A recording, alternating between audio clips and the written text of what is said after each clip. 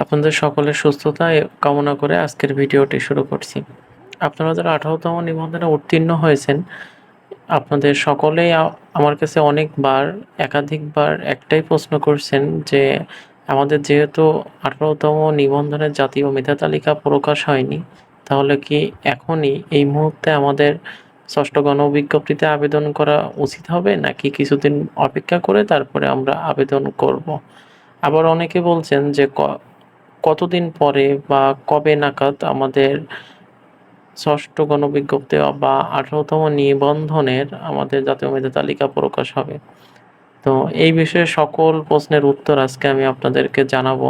তার আগে একটা কথা বলে রাখি, আপনারা আমার ইউটিউব চ্যানেলে নতুন হয়ে থাকলে অবশ্যই সাবস্ক্রাইব করবেন এবং নতুন শিক্ষক নিবন্ধনের যে তথ্য সবার প্রথমে পেতে চ্যানেলটি সাবস্ক্রাইব করে রাখবেন। তো প্রথম যে প্রশ্নটি আপনাদের ছিল যে, আমাদের 18তম নিবন্ধনের যে জাতীয় মেধা তালিকা, এটা এখনো প্রকাশ হয়নি, কবে প্রকাশ হতে পারে? দেখেন, আমরা যদি একটু এখানে যেয়ে দেখি যে কম্বাইন্ড ন্যাশনাল মেরিট লিস্ট, এখানে কিন্তু আমাদের ১ থেকে ১৭তম জাতীয় যে মেধা তালিকা সেটা কিন্তু প্রকাশ করা আছে এবং স্পেশাল যেটা সেটা হচ্ছে ২০১০ এর যে স্পেশাল এক্সাম ছিল সেটার মেধা তালিকা প্রকাশ করা আছে। কিন্তু এখানে 18তমর কিন্তু কোনো মেধা তালিকা প্রকাশ করা হয়নি বা কোনো মেধা তালিকা এখানে কিন্তু প্রকাশ নেই। তো এখানে যেগুলো আছে সব কিন্তু ১৭তমরটা আছে।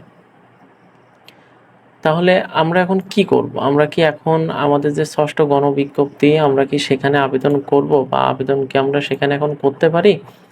তো এই বিষয়ে যদি আমি বলি, তাহলে এই বিষয়ে বলতে গেলে আপনাদেরকে বলা উচিত যে, দেখেন, ১৮তম নিবন্ধনে আপনারা যারা সর্বোচ্চ নাম্বার পেয়েছেন ওনাদের একরকম বিষয়, আর যারা হচ্ছে মাঝারি নম্বর পেয়েছেন বা একদম নিম্ন নম্বর পেয়েছেন ওনাদের একরকম বিষয়।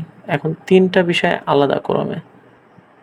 আমি আবারও বলছি ৩ টা বিষয় আলাদা। কথাগুলো ভালোভাবে একটু শুনবেন আপনারা, তাহলে আপনারা বুঝতে পারবেন যে যিনি সর্বোচ্চ নম্বর পেয়েছেন ওনার বিষয় একরকম, যিনি মাঝারি নম্বর পেয়েছেন ওনার বিষয় একরকম এবং যিনি সর্বোচ্চ কম নম্বর পেয়েছেন ওনার বিষয় একরকম। তো আমাদের 18তম নিবন্ধনে আমরা সবসময় জানতাম যে চাকরিটা অনেক সহজে হয়ে যায়। বাট আমরা আ আমাদের নিবন্ধনের চাকরিটা অনেক সহজে হয়ে যায় এটা আমরা জানতাম। বাট 18তম নিবন্ধন থেকে আমরা বুঝতে পারছি যে নিবন্ধনের চাকরিটা এতটা সহজ নয়, যে জল্পনা কল্পনার মধ্য দিয়ে আমরা পার হচ্ছি এই মুহূর্তে, আ তো এতটা সহজ নয়। তো আমি বলব যে আপনারা যেহেতু এখনো হাতে আমাদের অনেকদিন সময় আছে, তো আপনারা একটু অপেক্ষা করেন। ২-১ দিন দেখেন, যদি ১৮তম নিবন্ধনের জাতীয় মেধা তালিকা ২-১ দিনের মধ্যে প্রকাশ না হয়, তাহলে আপনারা আবেদন শুরু করে দেন। কারণ হাতে হয়তোবা আর বেশি দিন সময় নেই। তো সে কারণে আমি বলব আপনারা ২-১ দিন একটু অপেক্ষা করেন। যদি এই ২-১ দিনের মধ্যে ১৮তম নিবন্ধনের আপনাদের জাতীয় মেধা তালিকা প্রকাশ না হয়, তাহলে আপনারা অবশ্যই আবেদন শুরু করে দিবেন।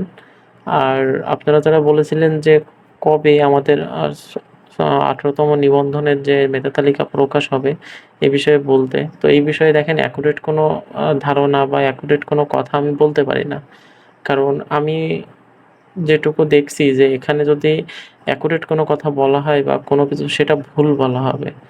তো আপনারা আমার চ্যানেলটি সাবস্ক্রাইব করে রাখবেন। আপনাদের অবশ্যই ইনফরমেশন যে তথ্য, আপডেট যে তথ্যগুলো থাকবে আমি অবশ্যই আপনাদেরকে জানাবো। আর আপনাদের জন্য একটা কথা বলব, সেটা হচ্ছে আপনারা ২-১ দিন অপেক্ষা করেন। দেখেন কি হয়, যদি তার মধ্যে যদি জাতীয় মেধা তালিকা প্রকাশ না হয়, তাহলে আপনারা অবশ্যই আবেদন শুরু করে দিয়েন। আর তাছাড়া আপনাদের কাছে আমি একটা কথা বলে রাখি যে আপনারা যদি যে ৪০ টা শিক্ষা প্রতিষ্ঠান চয়েস দিবেন, এই ৪০ টা শিক্ষা প্রতিষ্ঠান কিভাবে সাজাবেন, এই সাজানোটা কিন্তু অনেক বেশি গুরুত্বপূর্ণ। আপনার চাকরিটা নির্ভর করবে এই শিক্ষা প্রতিষ্ঠানের তালিকা তৈরির ভিতরে। আপনি কিভাবে তালিকাটা তৈরি করছেন। তো এই বিষয়ে যদি আপনারা ভিডিও চান আমার কাছ থেকে, যদি আপনারা এই বিষয়ে বলেন যে একটি ভিডিও তৈরি করতে, অবশ্যই কমেন্টে জানাবেন।